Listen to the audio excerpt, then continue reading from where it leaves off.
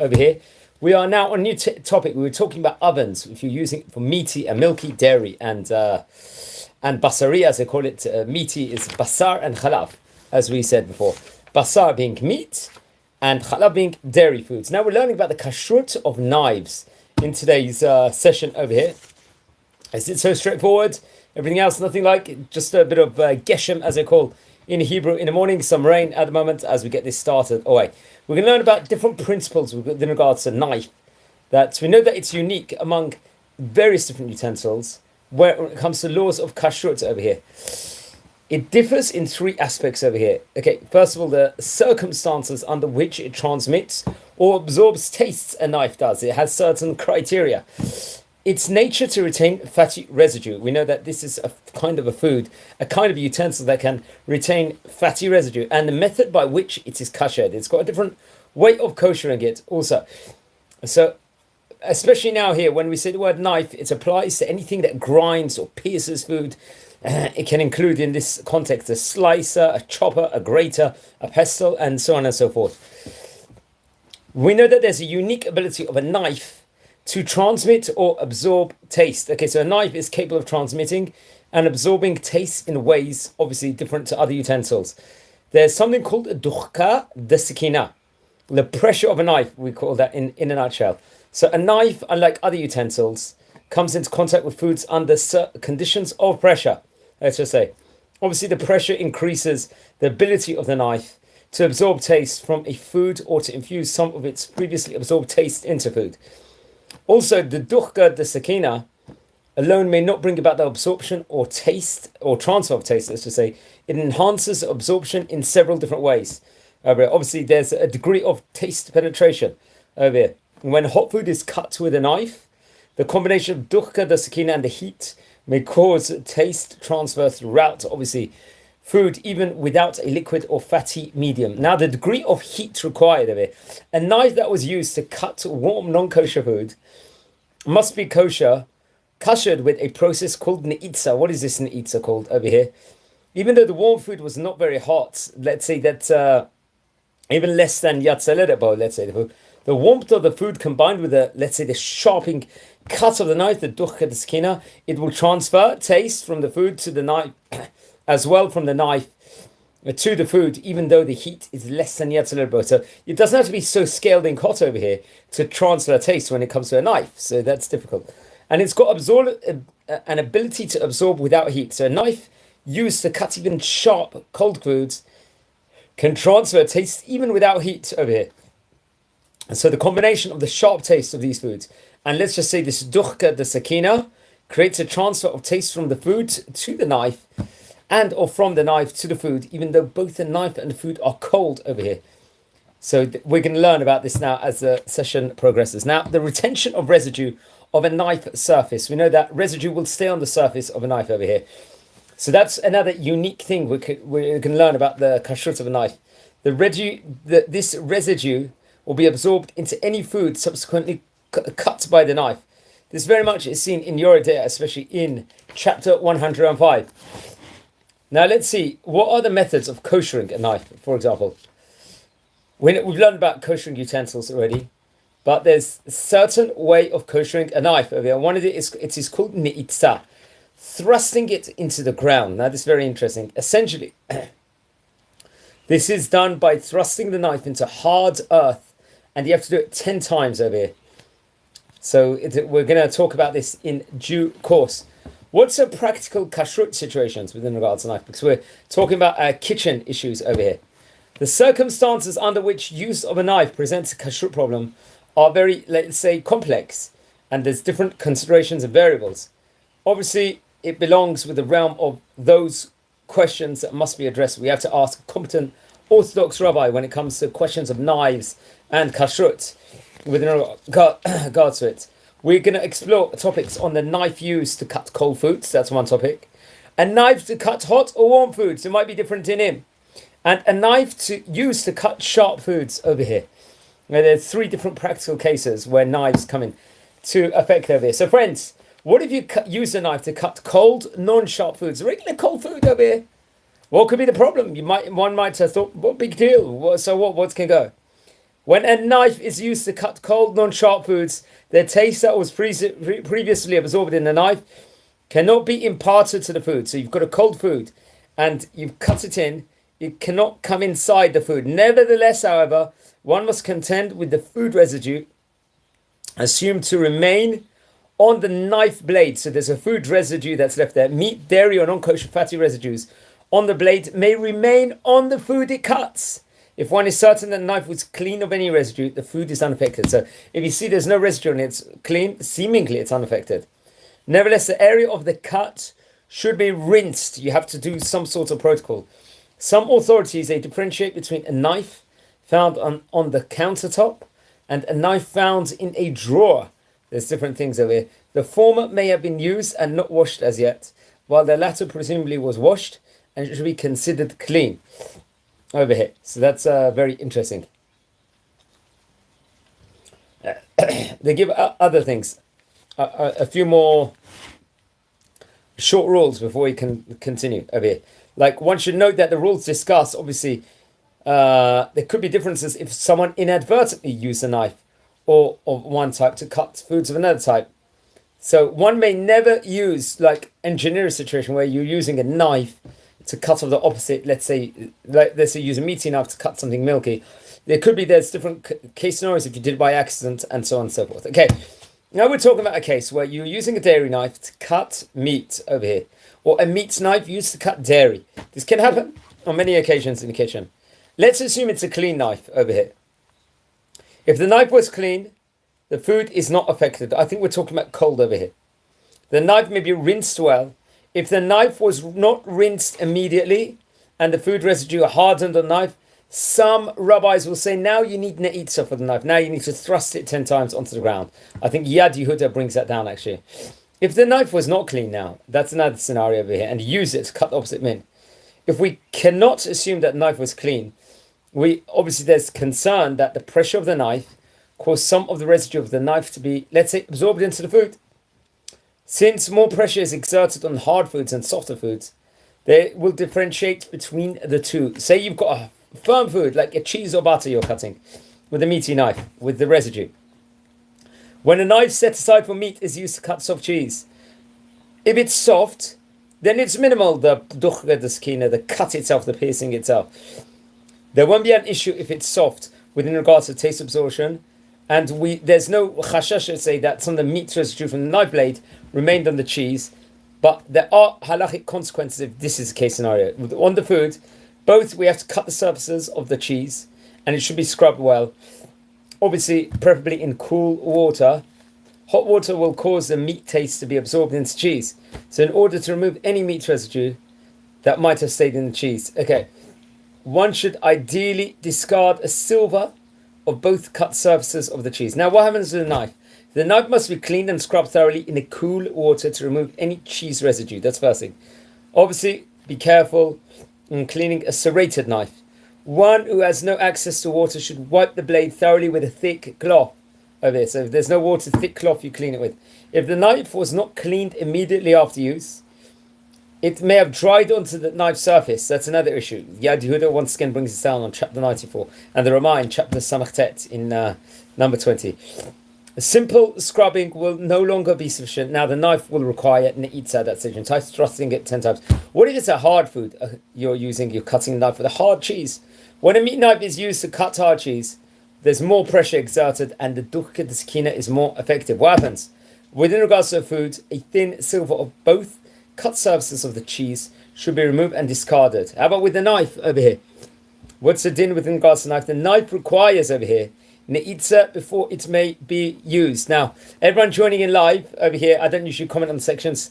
Thanks very much, Yochanan and Tamar, for your fantastic comments the whole time, for your fantastic feedback. We really appreciate it. We really value it in this community over here. We've got 5,000 subscribers nearly on the YouTube channel, and these are some of the real heroes of this channel. They've been here from the beginning, so I want to say a special thank you, and keep commenting and keep liking the videos. Please, anyone tuning live at the moment, don't forget to subscribe to the channel and always hit the like button. And we're a community here. Bez Rosh Hashanah, we're trying to get to 5,000 members by Rosh Hashanah. Okay, the next scenario over here: a meat or dairy knife used to cut parva foods, or a non-kosher knife used to cut kosher food over here. Now this is different scenarios over here. Obviously now it's a question of kashrut over here. Especially when you talk about a non-kosher knife. Okay, so what if you're cutting over here a root vegetables over here, using a meat knife, used to cut a cold, non-sharp root vegetable. So far, for example, you could be cutting a carrot, a turnip, or a parsnip, all these things. This cannot impart its taste, meat taste, to the vegetable. Dukada the sakina alone, without the combination of either heat or sharp food. So it's not hot and it's not sharp. It's not heat and it's not sharp. However, a knife is assumed to retain food residue from previous use on its surface. Therefore, the cut surfaces of any root vegetable cut with a meat knife must be rinsed well before they may be eaten with dairy food. So if you want to have it with dairy, you should now you need to wash it. This is coming from your idea, chapter 96. How about other fruits and vegetables of it? A fruit or juicy vegetable like an orange, watermelon, cucumber, cabbage, so on and so forth. Cut with a meat knife cannot be cleaned by merely rinsing it in water. The water, instead of removing the meat residue, may cause the residue to become further absorbed into the food. There's that worry over here. Rather, both cut surfaces of the food must be scraped with a parva knife to remove the outside surface of the food. If the knife was certainly clean, some authorities permit eating the food with dairy after it has merely been washed. Others disagree. If in addition to being clean, the knife was not used to cut hot foods during the previous 24 hours, the food may be used without any preparation. Okay. Some practical applications of it. Let's say you're eating vegetables in a non-kosher restaurant of it. Obviously, there's many problems within regards to eating vegetables in a non-kosher restaurant of it. Let's examine within regards to this specific case scenario.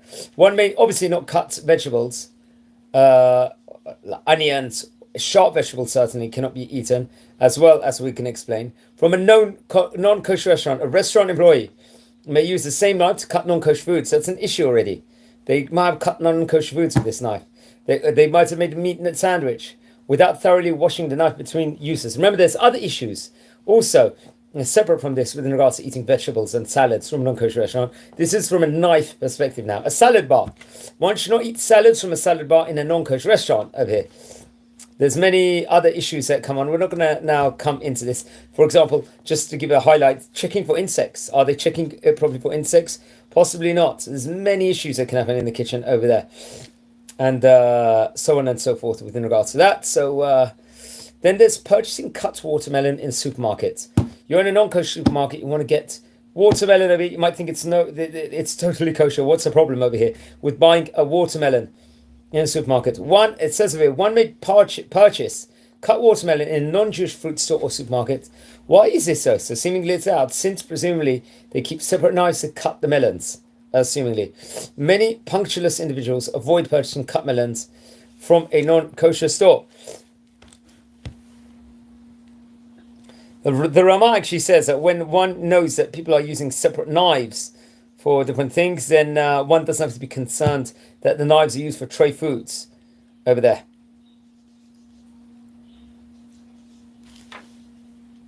So why is this? So also they would use separate knives because in a non-kosher place, because if they, let's say we're worried that they've cut the knife with meaty food, it's going to taste very bad if they then cut it with melon over here. But there again, they do say that, obviously many people, righteous people especially, will avoid buying melons which has been cut in non-Jewish places, also because of other issues. Also about, we don't have to go meshuga about it and too worried. Okay, fish. There is a difference of opinion whether one may eat fish cut with a non-kosher knife, or whether one may eat dairy with fish that was cut with a meat knife. Some authorities permit eating the fish if the cut surfaces are thoroughly washed and scrubbed beforehand. So if you can do those things and you're going to cut it in that protocol in a non-kosher place, seemingly here, I'm not saying it's okay, but if you do that protocol, that code of conduct, it might be okay then to have it. Preferably, if that happened, the cut edges should be scraped lightly with a knife edge. You should do. So other rabbis are uncertain whether washing is sufficient. If the knife was clean, one may follow the lenient opinion. So you're going to have to check also if you're going to do this, if the person cutting the knife, if it was clean or not. Also, maybe it wasn't clean. How do we know? So that's something you should know within regards to certainty. Purchasing fish in a non-kosher market over here. That's the next thing we're talking about. The above refers to fish cut at home with a knife that happened to be non-kosher. However, one should not purchase cut fish from a store that sells non-kosher fish. This Yad Yehuda also talks about this. Even if the fins and scales of the kosher fish are recognizable, one cannot assume, and the proprietor cannot be believed, that the knife is used exclusively for kosher fish, because he could have cut it with non-kosher fish. How do we know? The Taz in 9612 speaks about this. A knife may have been used for non-kosher fish and retain non-kosher residue. If one has no alternative to purchasing cut fish from a non-kosher store, the fish should be thoroughly washed and the cut surfaces scraped with a knife edge. If the non-kosher market sells only kosher fish, one may purchase cut fish and clean it in the manner noted. So even though one has no assurance that the knife is kosher, so there's a chiluk whether you've bought in a place where they're selling only kosher places or kosher fishes or not. But once again, one's got to be vigilant totally, and one's got to be careful totally. Pickled or salted fish? What's the dinner with in regards to pickled or salted fish here? One may not purchase pickled or salted fish without proper rabbinical supervision, even if the fins and scales are recognizable. Indeed, one may not purchase pickled or salted fish, even when produced with rabbinical supervision. If they were cut in the store with a non-kosher knife, pickled or salted fish may be considered a davar harif. That's an issue over here. And obviously, it's going to be more stringent rules with regards to davar harif. Now, bread. One should not use a meat knife to cut bread for a dairy meal. That's obvious over here. Talked about in Yerodea in chapter 89, like we mentioned. One must use a meat knife to cut bread for a dairy meal. Should do ne'itza if someone did it beforehand, if possible. Otherwise, one should wash the knife well with soap and steel wool. In the event that a meat knife was used without ne'itza, the cut surfaces of the bread should be scraped. In this respect, the halachot of bread are similar to the halachot of fruit, since bread cannot be washed. If, however, the knife was definitely clean and not used to cut hot meat during the previous 24 hours, the bread may be eaten without any preparation. Poskim relate that the common custom is not to rely on the itza, but to cut bread for a dairy meal with a dairy knife only. Some rabbis, they commend the custom of punchless individuals who keep separate parva bread knives. So ideally, in an ideal world, you should keep have a knife that's parva. Why not? How about you see a worm found while cutting a vegetable? We know that's going to be problematic, first of all. But what's the law within regards to that over here? A worm found while cutting a vegetable over here. Okay. One who cuts a worm while cutting a vegetable should wash the cut surface of the vegetable and scrub the knife well. A fruit in which a worm was found should be scraped on its cut surfaces. This is they're bringing down, I think it's a Taz actually. Mistaken. Okay. So now we are concluding this topic of a knife used to cut cold foods over here. So we've learned about it. We must be concerned about the residue or the food that may remain on the knife. Obviously, the effect of the knife on the food and the food on the knife is dependent upon the type of food that was cut. So we learned about different kinds of foods, with it soft or hard. We spoke about non-sharp or sharp foods, fruits and juicy vegetables. We've spoken about vegetable salads, how we should avoid it. Going to watermelons, we spoke about, and with regards to fishes, also, and bread, we spoke about respectively.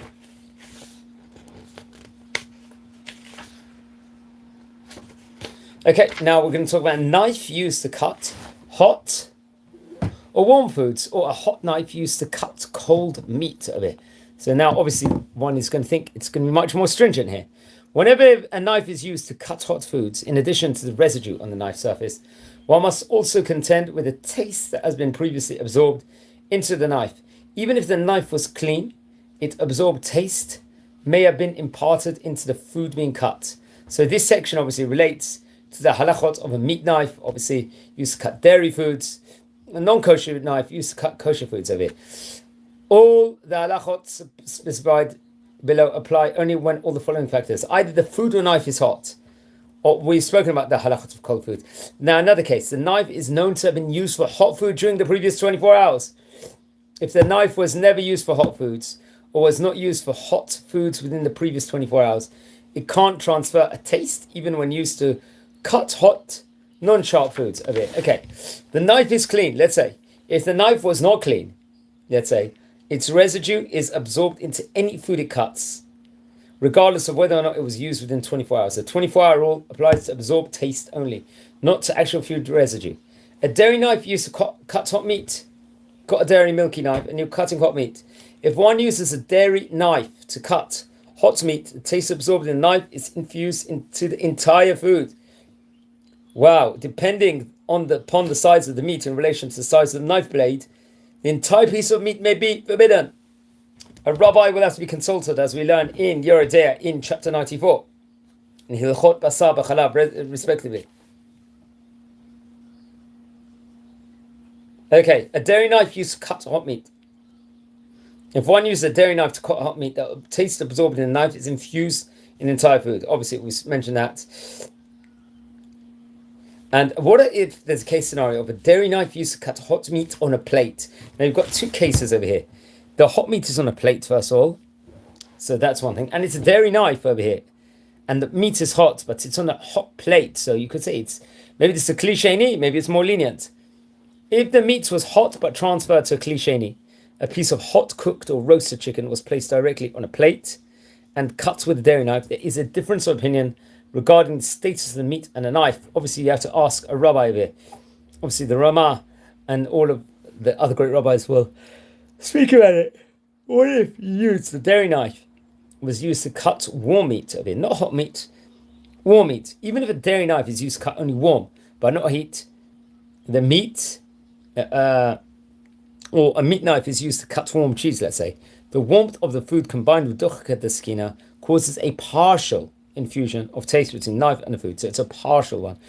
What happens now to the food over here? The Gra brings this out in Yoredea.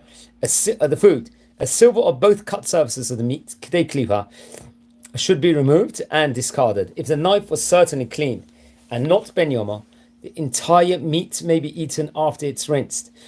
Also, with regards to the knife, it will require neitza. This is what the Rama brings down. How about a dairy knife you've got used to cut hot parva food?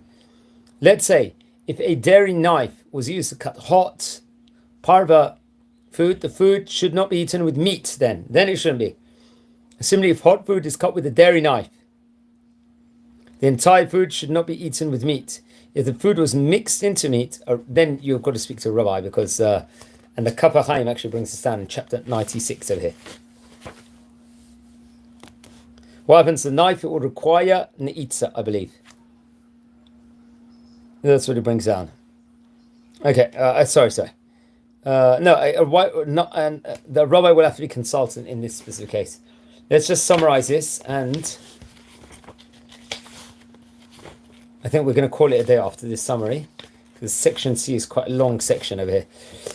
So a dairy knife used to cut hot parva foods. Okay? So a summary over here. Obviously, when there's meat, dairy, or non-kosher knife is used to cut warm foods, one must contend with both the taste previously absorbed into the knife and with the food residue assumed to have remained on the knife blade. Obviously, one has to consult a rabbi within regards to this.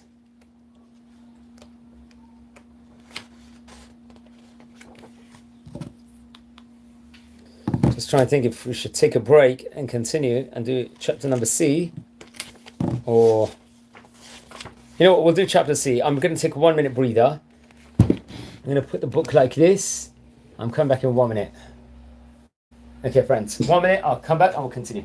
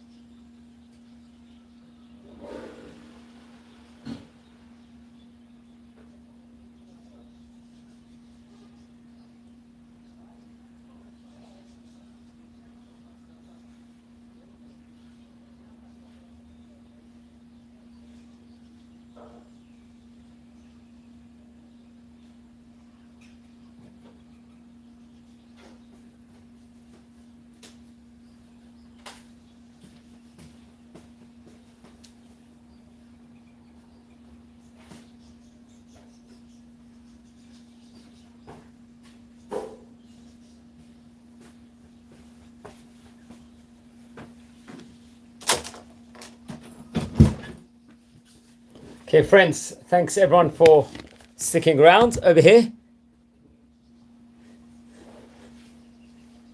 Okay, friends, we are now talking, we're in section C over here. We're going to do this and then we'll call it a day, section C over here. Okay. Friends, we're talking about a knife used to cut sharp foods. Now we're talking about davar harif, something that's sharp when you're using a knife over here. So we talked out there's different transmission with a knife in of itself over here. And there's a unique ability we talked about of a davar harif, a sharp food, to absorb and to transmit taste in a manner unlike that of any other food. There's a combination now of the halachot over here, the pressure of the knife and the sharp food itself, a davar harif, where it's going to interact with this, let's say this duchka, the skin of a knife, and it's going to help in transferring a taste in cases where the either factor on its own would be ineffective. Okay, so davar harif as a substitute to heat. So we know that under normal circumstances, taste is transmitted or absorbed only through heat. Ordinarily, neither the pressure of the knife alone nor the sharpness of a davar harif alone can transfer a taste. For example, you've got a cold dairy spoon used to take a horseradish from a jar, does not affect the remaining horseradish in a jar over here because there's no duchka the skin over here. However, when a dairy knife or a non-kosher knife is used to cut davar harif, something sharp like a radish, the combination of the pressure of the knife and the sharpness of the food causes the taste of the knife, let's say over here, to be absorbed into the food over here. Okay, a davar harif in conjunction with a non-ben yoma. So now we're talking about a case where there is a non-ben yomo over here, something that hasn't been used within 24 hours and using davar harif. Normally, a taste absorbed into a vessel for a 24-hour period loses its potency and loses its ability to transmit its non-kosher status. Thus, let's say you've got a potato cooked in a non-kosher pot that was used for hot food during the previous 24 hours, eno ben yomo. It may be eaten. A davar harif, however, revitalizes the absorbed taste in the vessel and endows it with potency to permeate into the food. So let's say the example over here would be a radish cooked in a non-ben yomo non-kosher pot may not be eaten. Similarly, let's say a radish cooked in a non-ben yomo meat pot may not be eaten with dairy foods. This principle applies to a knife as well. A radish cut with a non-kosher knife is prohibited despite the fact that the knife was not used during the previous 24 hours. So we're going to look at which foods are considered davar harif over here. Distinction between clean knife and solid knife affecting davar harif. And different halachic applications with regards to sharp foods with dairy, meat, and non-kosher. Okay, what's the definition of a davar harif? Let's look at it again. The Gemara itself discusses halachot of a davar harif. It uses the example of tznon, a radish over here. This actually featured, I believe, it talked about very much in chapter 96 in the Hilchot of Basar B'Chalav, in chapter 96 over there. There's rules that all types of radishes and all sharp foods are included in the category of davar harif. Also garlic, onions, leek, horseradish, olives, sour fruits or vegetables, pickled fruits or vegetables, and salted herring are considered davar harif over here. This, as we very much see in Yoredea, in chapter 92, 96, sif number 2. Liquids also, although they don't pertain to this specific topic, they can be considered davar harif as well, like salty brine waters, strong vinegar, even a whiskey, olive oil, so on and so forth, dry wine. Cooked sharp foods, is there different? Some rabbis will hold that a boiled davar harif is no longer considered davar harif, so there's that leniency, let's just say, over here. With regards to, however, others will disagree. I think this is brought down in Petei Teshuvah in chapter 96:4. Thus, if a boiled davar harif is cut with a meat knife, you have to ask a rabbi. And what if it's a mixture now of a few things? Sharp foods mixed into other foods may cause the entire mixture to assume the characteristic of a davar harif, so it can actually worsen the whole mixture, especially if it's strongly tasted over here. If the sharp taste is not noticeable, though, the mixture is not considered davar harif. It depends on the original davar harif, the sharpness of it, also, and the ratio. Now, halachot concerning sharp foods. A radish cut with meat knife, what's it in? If a radish is cut, peeled, scraped with a meat knife, there's going to be a chiluk between Sephardic communities, Ashkenazi communities over here with regards to. According to Ashkenazi custom, entire radish may not be eaten with dairy food, since one has the option of eating it without dairy. Because there's that license to eat without dairy, Again, the Ramah speaks about this in 96.1. Sephardim, one may eat the radish with dairy food after merely cutting away the cut surface of the radish to the depth of approximately 1 inch. So you've got to do this. I think Kaf Chaim brings this down in 96. Sif number 27. If the radish is subsequently mixed or cooked with dairy, or the radish was cut with a meat knife and subsequently cut with a dairy knife, then you've got to speak to a competent rabbi with regards to that. How about a radish cut with a dairy knife over here? Similarly, a radish cut with even a clean dairy knife should not be used with meat. Often a knife set aside for dairy is used exclusively for cold dairy foods and never actually absorbs dairy taste. In such a case, if that is the case, the radish may be eaten with meat if the cut surface is thoroughly washed. So if you've got a totally clean one over there and it's milky, then seemingly there's a leniency. A radish cut with a non-kosher knife.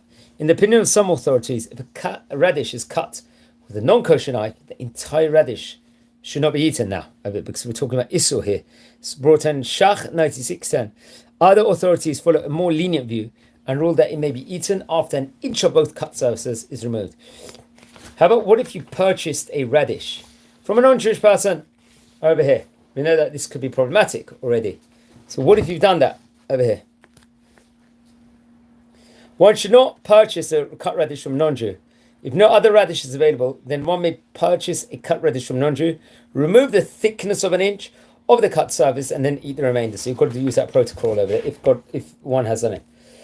Obviously, you should ask a rabbi. If the radish was cooked without removing the cut surface, then it could be problematic, and rabbi needs to be involved. Now, what if you cut a radish on a dairy plate over here? Not only does the status of the knife affect the radish, but the plate upon which the radish is cut may affect the radish as well. In some opinions of authorities, a radish cut with a parva knife into a dairy plate may not be eaten with meat, and vice versa. So it actually transfers 2 times over, it seems like over here. Similarly, a radish cut on a non-kosher plate may not be eaten. One faced with either of these situations obviously should ask an Orthodox rabbi. How about a situation of doubt? What if it's a suffix? One who is in doubt whether a radish was cut with a non-kosher knife may use the radish. So if it's suffix, then we can be lenient. The Ramah brings this down in 96, number 1 over there, and the Shach number 20 there. A pickle jar. We noted above that perhaps a sour pickle is considered davar harif. Thus, a pickle cut with a meat knife should probably not be eaten with a dairy meal. Furthermore, we noted that any instrument that pierces food is the equivalent of a knife over here. That's what it says. How about a horseradish jar over here? Davar harif causes a transfer of taste only in a combination with the cutting with a knife, duchre de skina. Merely placing a davar harif into a plate will not cause a transfer of taste over here. Now the Torat Chatat will actually bring that down. Similarly, inserting a utensil into a jar of ground davar harif creates no kashrut problem. Thus, one should be permitted to use a clean meat or dairy spoon to remove a horseradish or, let's say, a sauerkraut from a jar, regardless of whether it's to be used with meat or dairy meal. Since the mixture is ground, the spoon or fork neither pierces nor cuts the food, and no pressure takes place, and consequently, no transfer of taste occurs over here. Nevertheless, it's preferable to refrain from using a dairy or meat spoon to remove horseradish from a jar. If the removed or remaining horseradish is to be eaten with a food of the other type, one should not allow a meat or dairy spoon to remain in the horseradish or a sauerkraut jar for an extended period of time. Okay, now a grinder or blender or food processor. A grinder is equivalent of a knife, since it also presses against the food while cutting. Similarly, a blender or food processor blade is in essence a knife also.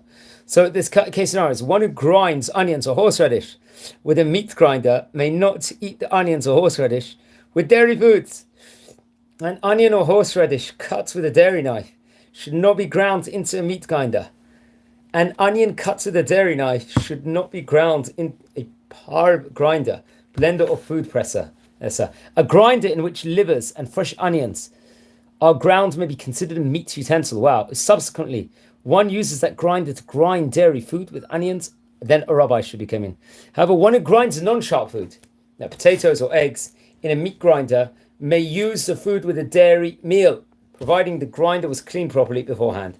Since a blender or grinder may be difficult to clean, One should preferably not grind foods for a dairy meal in a meat grinder, obviously, to avoid problems. Now, what's it in with in regards to a chopper over here? Let's talk about a chopper is equivalent of a knife.